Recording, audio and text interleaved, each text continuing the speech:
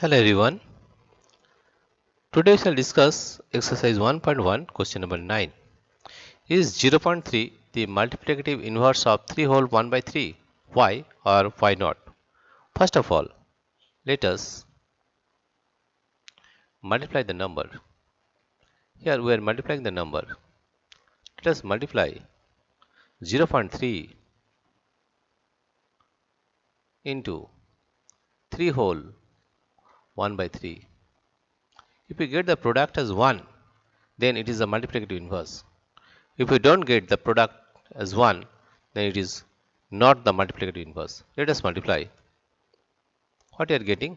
0.3. 0.3 can be fractional. You can write here as 3 by 10 into here 3 3 is 9 plus 1 10 by 3 10 by 3. And the product we are getting is 1. Right? If you multiply both the numbers, we are getting the product as 1. Therefore, you can say that 0.3 is the multiplicative inverse of 3 whole 1 by 3. Therefore, you can say that 0.3 is the multiplicative inverse is the multiplicative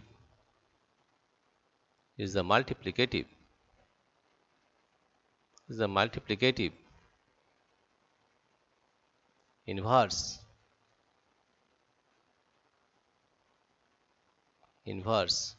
of 3 whole 1 by 3. That means